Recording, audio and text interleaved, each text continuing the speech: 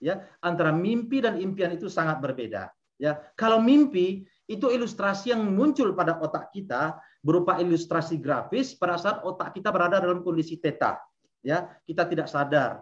Ya, kita tidak dalam keadaan beraktivitas, melakukan suatu aktivitas tertentu. Itu merupakan sebuah mimpi yang muncul, ya, yang tidak dikendalikan oleh kesadaran kita. Tetapi kalau impian, pada saat kita sadar sekarang ini, apa yang menjadi atensi kita, apa yang menjadi tujuan kita, hidup kita ini mau dikemanakan, ya, untuk apa dan bagaimana, dan terus apa yang harus kita lakukan untuk mencapai atensi kita itu tadi. Nah, inilah sebuah impian.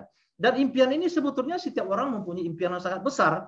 Tidak ada orang yang mempunyai impian yang kecil. Semua orang pasti punya impian besar. Saya yakin semua kita yang hadir di sini pasti ingin mencapai reward sebesar yang diperoleh oleh Bu Andin, atau sampai kepada tingkat yang diperoleh Ibu Ingkris. Ya, dan bisa jadi mungkin bisa lebih daripada itu. Siapa sangka kalau memang kita sudah melakukan ikhtiar. Nah, hanya saja terkadang ini muncul, ya, terhambat pada saat kita menghadapi rintangan.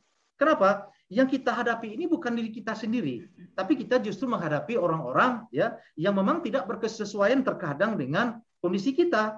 Nah, pada saat kita menghadapi seseorang, ya, kita memprospek, kemudian terjadi penolakan, kita menganggap itu sebagai sebuah rintangan yang menjadikan masalah bagi kita. Sebetulnya itu bukan sebuah masalah. Ya. Jadi apa sebetulnya yang kita sebut dengan masalah?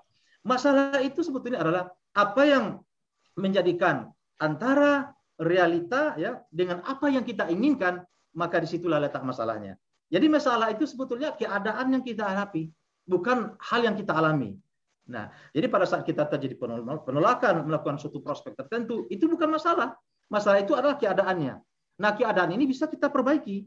Tapi pada saat kita menganggap sebuah masalah itu masuk di dalam framework kita, di dalam pola pikir kita, maka di situ kita akan susah untuk menjadi seorang yang bisa lebih bersemangat, termotivasi lagi. Nah, maka intinya masalah yang kita hadapi itu adalah keadaannya saja, yang kesemuanya itu bisa kita ubah dan bisa kita atasi dengan cara itu tadi. Ya, salah satu langkah yang kita bisa lakukan adalah dengan cara belajar tadi.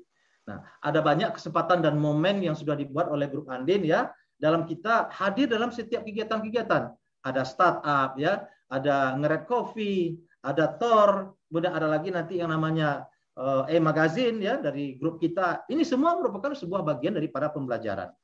Nah, sekarang bagaimana kita untuk bisa terus bangkit, ya, untuk melakukan semangat kita melakukan sebuah aktivitas, itu tergantung dari pola pikir kita, framework kita, ya. Mau bagaimana kita ingin menjadikan diri kita ini untuk bisa menjadi seorang yang lebih baik. Terkadang kita sebetulnya ingin mendapatkan suatu reward, ya. Kita ingin berhasil mendapatkan bisnis dalam usaha networking ini.